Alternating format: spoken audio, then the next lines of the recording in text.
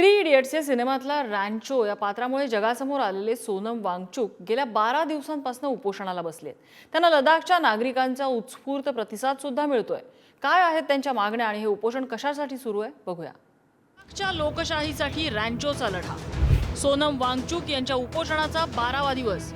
6व्या सूचीचं संरक्षण लडाखला मिळणार।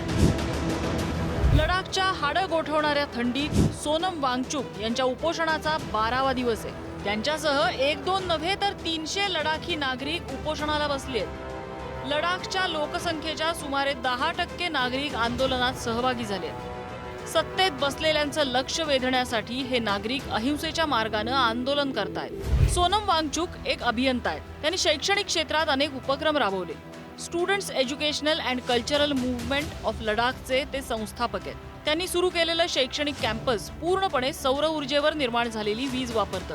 सामाजिक आणि शैक्षणिक क्षेत्रातल्या त्यांच्या कामगिरीसाठी त्यांना रॅमन मॅगसेसे पुरस्कारासह अनेक पुरस्कारांनी सन्मानित करण्यात आले। राजू हिरानी दिग्दर्शित थ्री इडियट्सचं कथानक ज्यांच्या आयुष्यावर बेतलंय, ज्याच्यामुळे हा रॅन्चो तुमच्या आमच्यासह अवघ्या जगाचा परिचयाचा झालाय।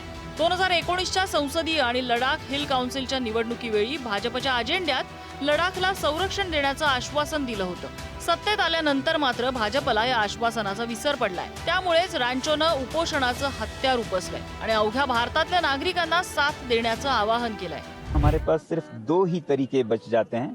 पहला तो ये कि आने वाली सरकार वो कोई भी हो सकती है, तो जो मुख्य गुट हैं, गठबंधन हैं, उनसे हम उम्मीद करें कि वो लिखित में एक कानूनी मान्य आश्वासन दें कि वो अपनी सरकार के बनते ही लद्दाख के इस समस्या को सुलझाएंगे और यहाँ के पर्यावरण, यहाँ की जनजातीय संस्कृति की संरक्षण करेंगे।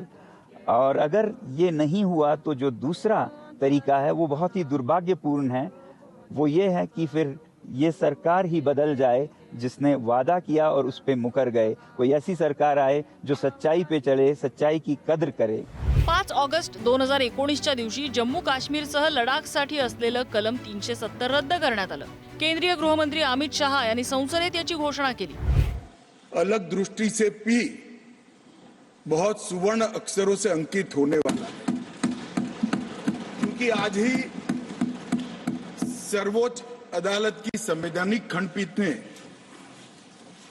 धारा 370 को समाप्त करने का और जम्मू कश्मीर राज्य के पुनर्गठन का विधेयक, जो मैं 5 अगस्त 2019 को इस सदन में मोदी जी के लिए गए निर्णय के अनुमोदना में लेकर आया था, वो बिल लाने की मंशा, बिल का संवैधानिक रूप से स्वीकार और पूरी प्रक्रिया को भी माननीय सर्वोच्च अदालत ने संवैधानिक घोषित किया है, सर्वानुमत से किया है। मान्यवर त्यावेळी संसदेत बसलेल्या समर्थकांसह देशभरातल्या अनेकांनी त्यांचं समर्थन केलं।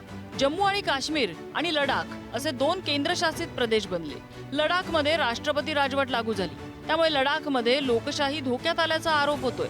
ती लोकशाही पुन्हा रुजावी, सोबत लडाखचा समावेश 6व्या सूचीत व्हावा अशी मागणी वांगचुक करतायत। लडाखला पूर्ण राज्याचा दर्जा मिळावा, लडाखचा 6व्या अनुसूचीमध्ये समावेश करावा, लडाखमध्ये लोकसेवा आयोगाची स्थापना करावी, ज्यामुळे स्थानिकांना सरकारी सेवेत येणं शक्य होईल।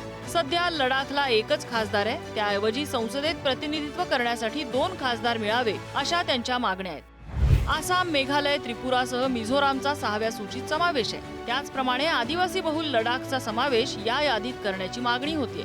त्या सूचीचा उद्देश स्वायत्तता मिळवण्यासह जमातींच्या चालीरीती, भाषा आणि वारशाचं संरक्षण देणे हा आहे। त्यांचं हे उपोषण सलग 21 दिवस चालणार आहे। त्याला स्थानिकांसह देशविदेशातूनही समर्थन मिळतंय। पण लोकसभा निवडणुकीची घोषणा झाल्यानंतर त्याच्या मागण्या मान्य करणं शक्य नाही। त्या शक्य करण्यासाठी सोनम वांगचुक यांनी पर्याय सुचवलाय, पण तो मान्य न झाल्यास तीव्र आंदोलनाचा इशाराही त्यांनी दिलाय।